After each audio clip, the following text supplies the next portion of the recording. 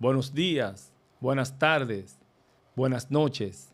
República Dominicana y el mundo, Dios les bendiga. Y agarrados de las manos de ese dador de vida y gracia, este equipo de hombres y mujeres les damos las más gratas bienvenida a un capítulo más de Aeronáutica y más allá. Hola a todos, sean bienvenidos a este segundo capítulo de Aeronáutica y más allá.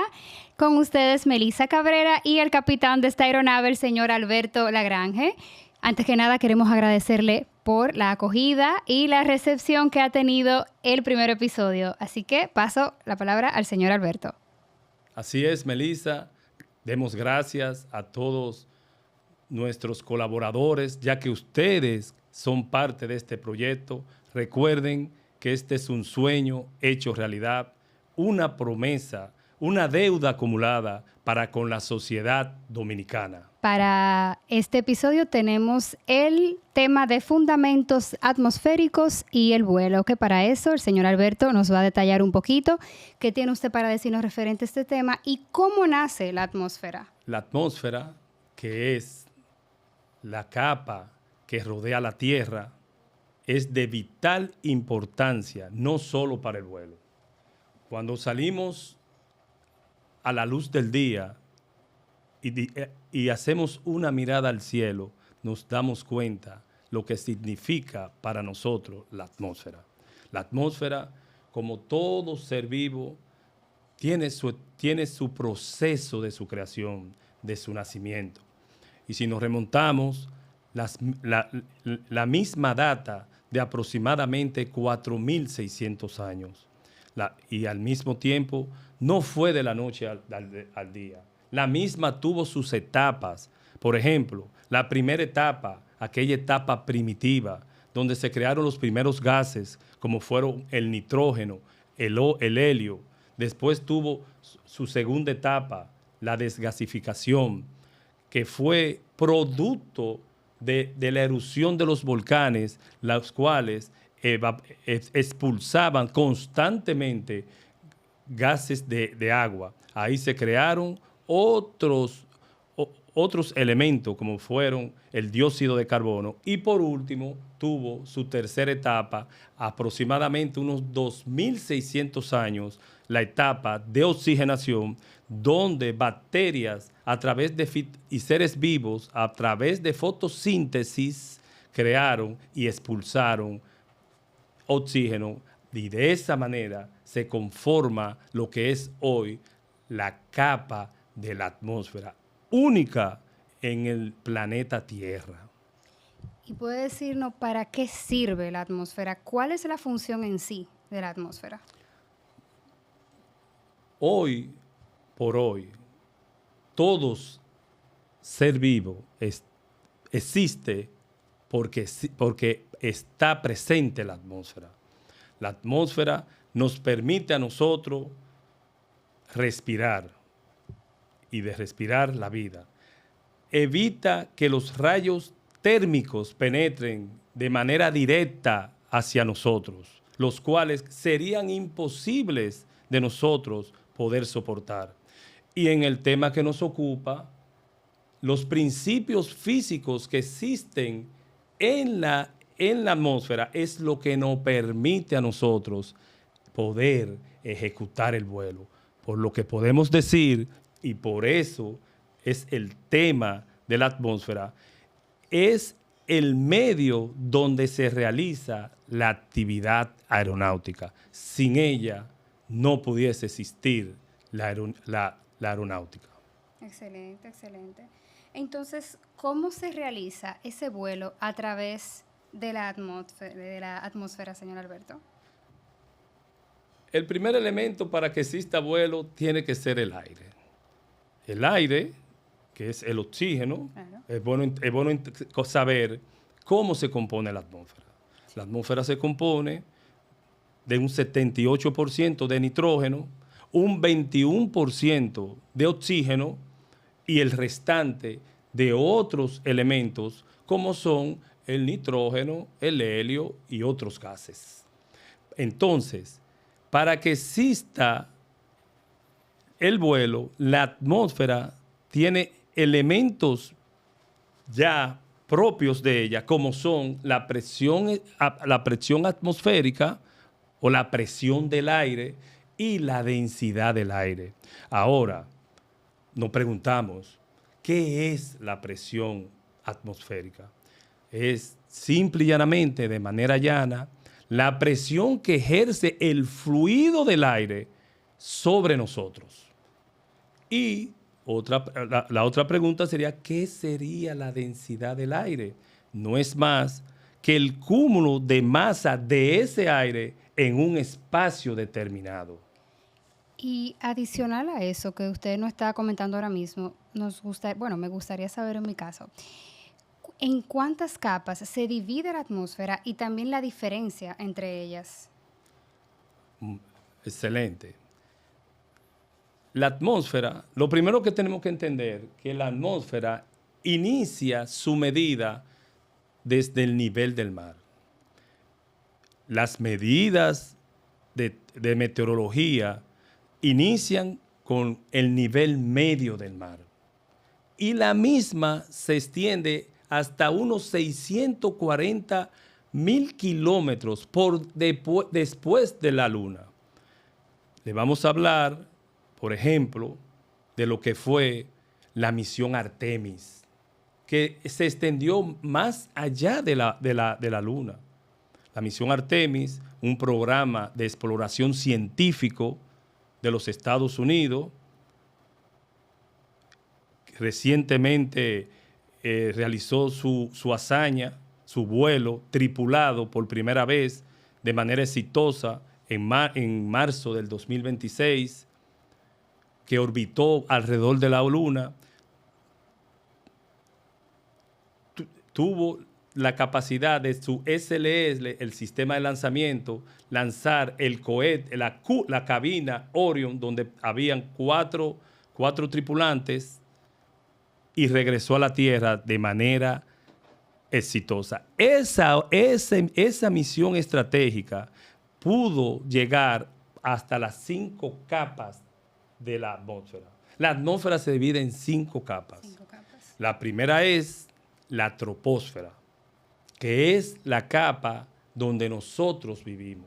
Es la capa donde suceden todos los efectos meteorológicos que conocemos hoy en día. Por ejemplo, los huracanes, las tormentas, todos esos efectos que inciden de manera directa en el vuelo, ocurren los cambios de vientos, las cizaduras de viento, todos esos cambios ocurren en la troposfera. La troposfera se extiende aproximadamente desde el nivel del mar a unos 50 kilómetros. Entre la troposfera y la segunda capa de la atmósfera, que es la estratosfera, se encuentra la tropopausa. La tropopausa es de vital importancia para la vida del ser humano, ya que ella viene siendo un filtro entre el universo y la Tierra. Pero además, cuando hablamos de tropopausa, la tropopausa está ubicada aproximadamente unos 36,000 pies sobre el nivel del mar. De 36,000 a 43,000 pies, porque ella abarca de 7 a 11 kilómetros. Es la capa media donde se ejecutan los mayores vuelos de aquellas grandes aeronaves de high performance, de una performance alta. ¿Y por qué la utilizan? Principalmente por muchísimas razones. Por un flujo de viento que va siempre a favor de la aeronave, que le llaman jet stream, el cual le agiliza el vuelo al piloto. Segundo, por la estabilidad de la densidad en esa capa, lo que le conviene al rendimiento del motor, lo cual se convierte en disminución de la autonomía, o sea, gasta menos combustible, tiempo y combustible, por lo que es un área que todo aviador quiere volar en esa etapa. Después de ella empieza inmediatamente la estratosfera. La estratosfera, que es una capa donde es utilizada solamente el porciento bajo para las aeronaves de mucho más performance, como son los G50, los Gulfstream 650, los 700, los 800, los Dassault Falcon, Fokker. Esos aviones utilizan esa altura, que es aproximadamente, inicia unos 51,000 pies. Luego continuamos con la mesósfera. La mesósfera es aquella capa donde existe solamente ionización y es aquellas donde se perciben lo que nosotros le llamamos las estrellas fugaces. Esa se extiende aproximadamente hasta unos 500 kilómetros, donde empieza la termósfera. La termósfera es rica en ionización, por eso le dicen termósfera o ionosfera. Y, Melissa, la cuarta capa que tiene la atmósfera es la termosfera.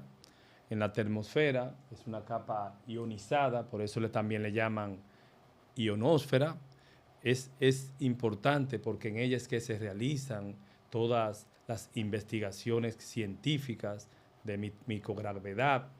En ella también está lo que es la Estación Espacial Internacional, la que le dicen ESA, que no es más que un laboratorio gigantesco. ¿De la NASA sería? Sí, okay. Sí, no solo de la NASA, también ahí están la Unión Soviética, está la UGS, la de la Unión, la de Inglaterra, Reino Unido, está EASA, está la de Japón. Hay un conglomerado, pero lo más importante es que en esa estación internacional le dicen el hogar de los astronautas y de los investigadores. En ella se hacen Pensaba que solo habitaban satélites en esa área. O sea, es satélite no tripulado, es un satélite, son satélites, pero tienen su estación terrestre. El tamaño, el tamaño de la estación internacional es igual o un poco más del tamaño de un campo de fútbol. Pues es bastante. Viaja a una velocidad de 28,000 kilómetros por hora. Wow. Ella es capaz de darle la vuelta a la Tierra en 90 minutos. Ahí es que es una estación para colaboración, para intercambiar información, para poder a nosotros los aviadores darnos las informaciones en tiempo real y verídica de cómo está sucediendo, cómo está la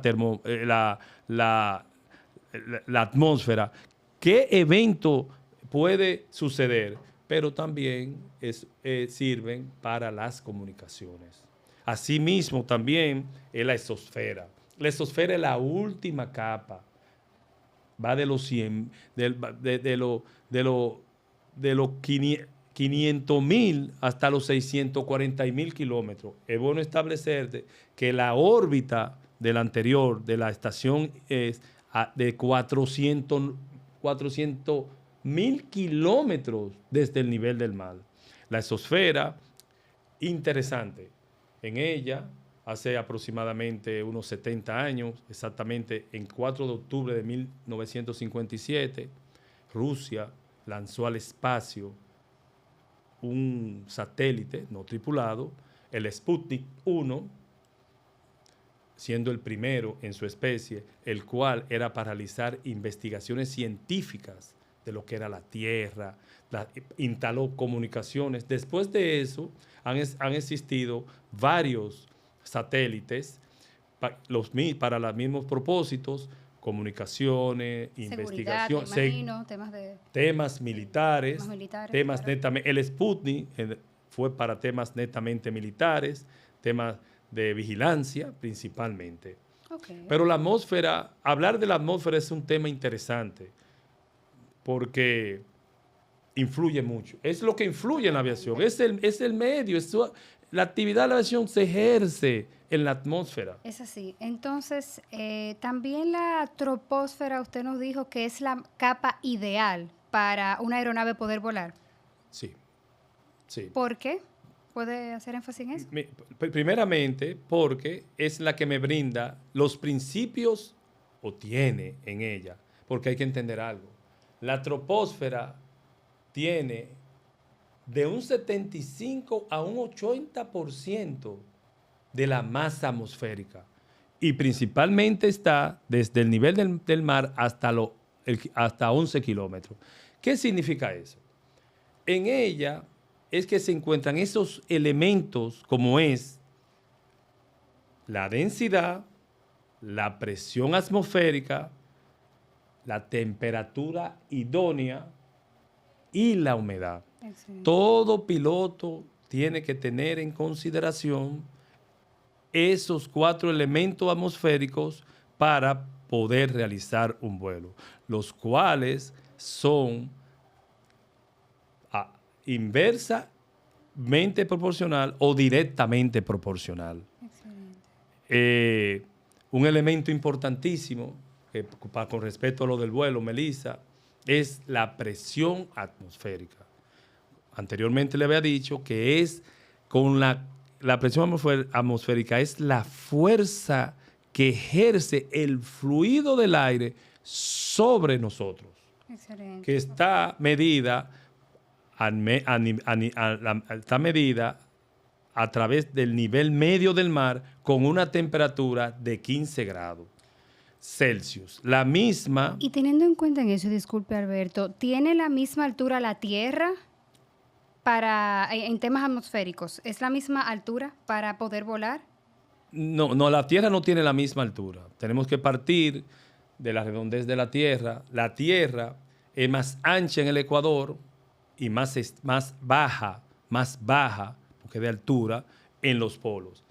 En el invierno, la Tierra llega a alcanzar de distancia de la troposfera 20 kilómetros y hasta 7 kilómetros en los polos. Wow. Esto, las zonas polares afectan en los vuelos su cercanía con la Tierra, principalmente en las ayudas de navegación, en las inercias, principalmente.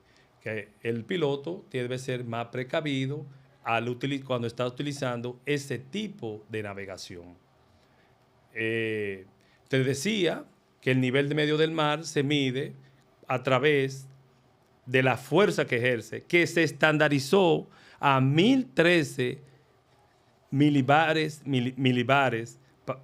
pascales, y en algunas partes que el estándar 2992 pulgadas de mercurio y 760 milibares de mercurio. Eso es lo estándar. ¿Qué significa eso? Partiendo de ahí, cuando nosotros, los aviadores, llamamos a la torre de control y pedimos las condiciones de vuelo, las instrucciones, ellos nos dan una indicación. Nos dice altímetro 1013 milibares. Si me dice 1013, estamos en el estándar. Ahora, esa es la altura real de mi aeropuerto, de mi campo, con respecto a las condiciones atmosféricas del momento. Okay. ¿Qué significa eso, Melissa? Importantísima información. Si el altímetro, la altimetría, que lo seteo a través de un botón de mi ventanilla de Kurzmann, así se llama la ventanilla donde está la altimetría, si el altímetro es más alto del estándar, entiéndase, por encima de 10.013 milibares o 2,992 pulgadas de mercurio, hay una alta presión. Eso significa que no hay nubes, no hay posibilidades de que exista un mal tiempo, las condiciones son óptimas para realizar el vuelo. Diferente si mi altímetro está por debajo del estándar, entiéndase, de 1.013 milibares o 2,992 de pulgada de mercurio.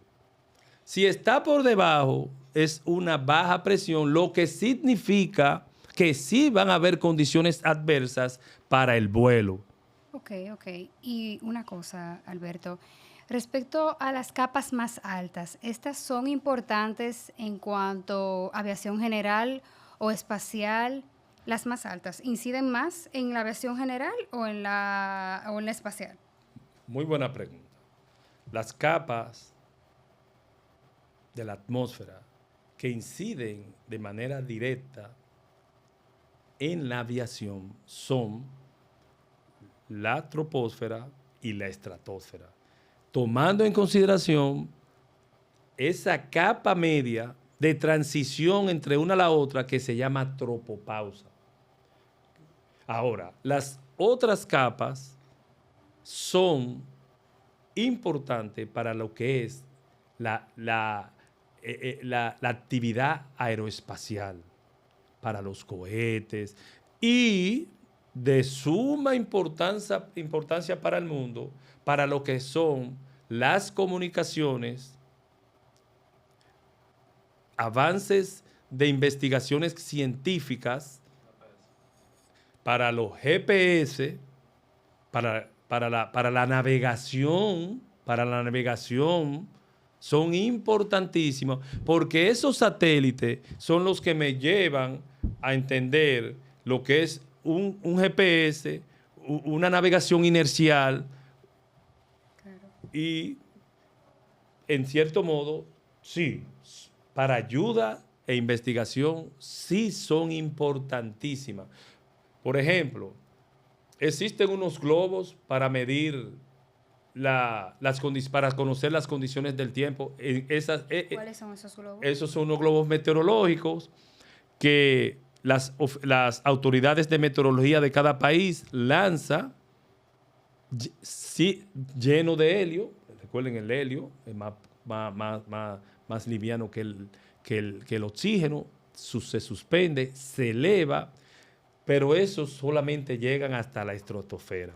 En la estratosfera ellos explotan. ¿Y qué capacidad tienen de medir ellos? Ellos tienen que medir solamente las condiciones meteorológicas. Okay. Esos son globos meteorológicos. Su misión es esa. Solamente con ver las condiciones meteorológicas, pronosticar, explotan y bajan a la Tierra a través de un paracaídas. Y Alberto, entrando un poquito en tema de aviación, ¿cómo se suspende la aeronave en el aire? ¿Puede hablarnos un poquito de eso? Sí, el aire, lo primero que tiene que existir es un flujo de aire. El ingeniero aeronáutico, cuando diseña una aeronave, la hace con un perfil aerodinámico. Ese es un tema interesantísimo que se llama aerodinámica, que lo vamos a hablar aquí en aeronáutica y más allá a profundidad. Pero de manera grosor, ya las condiciones están. Ya tengo flujo de aire, ya tengo temperatura, ya tengo densidad, ya tengo humedad.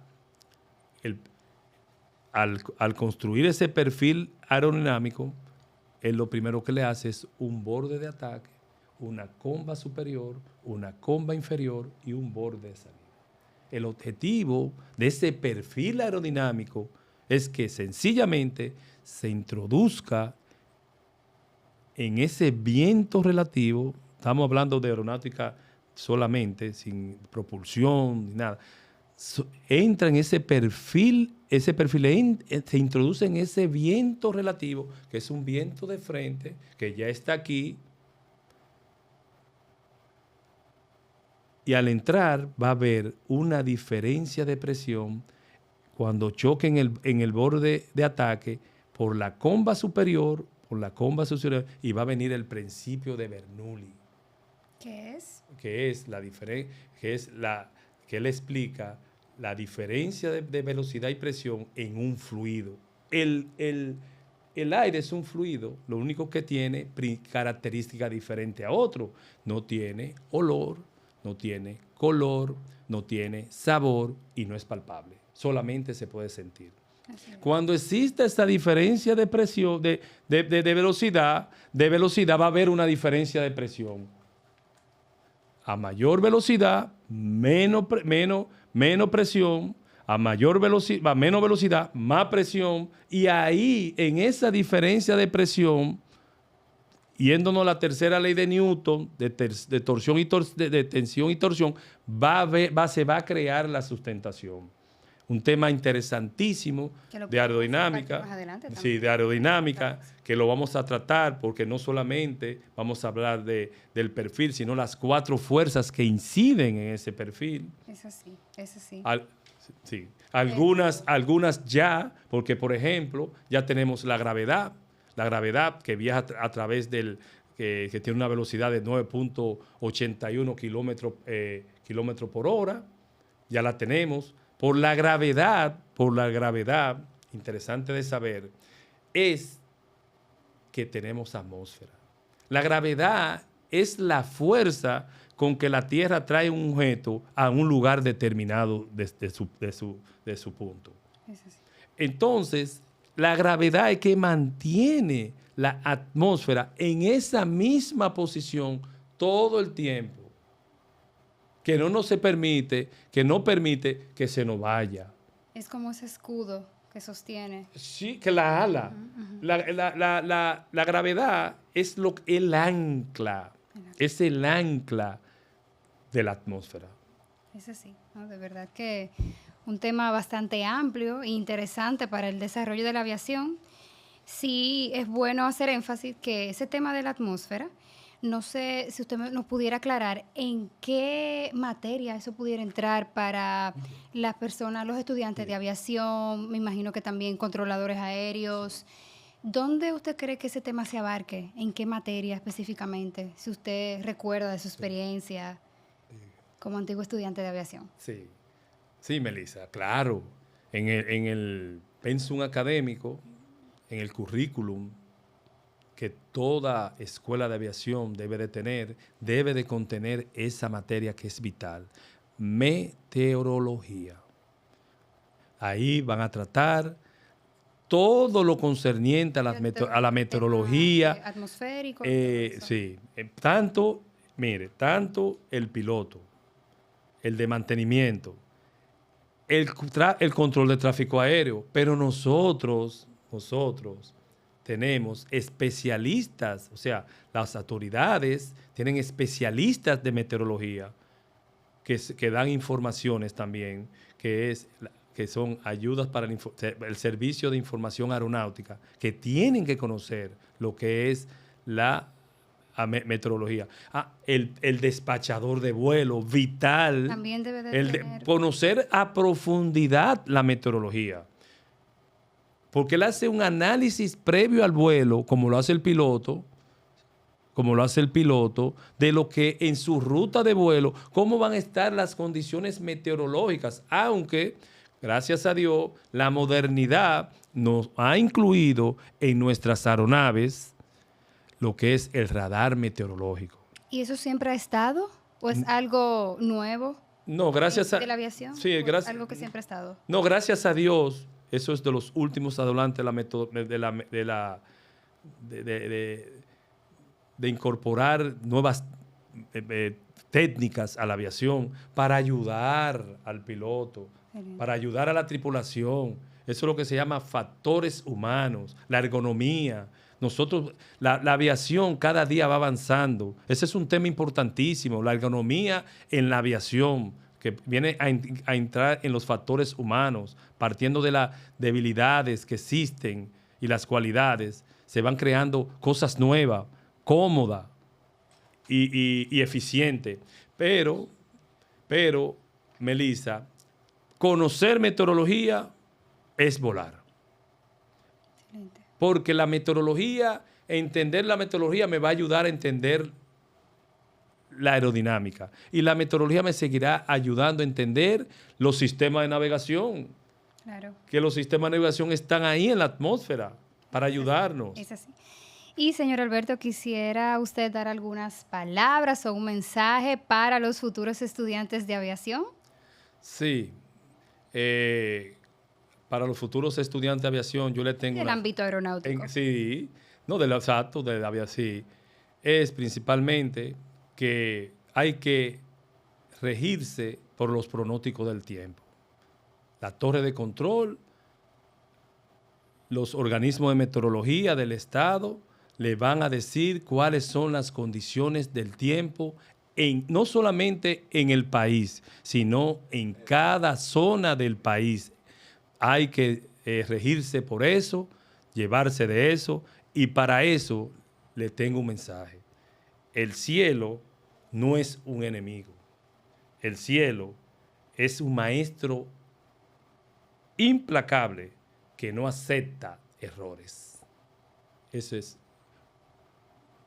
una reflexión que le dejo a todos nosotros, a los aviadores, no solamente a los estudiantes, sino a todos nosotros. Así es, muchas gracias Alberto y muchas gracias a los oyentes. Recuerden seguirnos en nuestras redes sociales como Aeronáutica y Más Allá. Estamos en Facebook, Instagram, TikTok y YouTube. Muy buenas noches. Sí, darle las gracias a todos nuestros colaboradores. Recuerden que este es un proyecto de todos nosotros y volar es lo más fácil del mundo. Lo difícil es tener la perseverancia de aprender. Muchas gracias y que Dios nos bendiga a todos. Amén.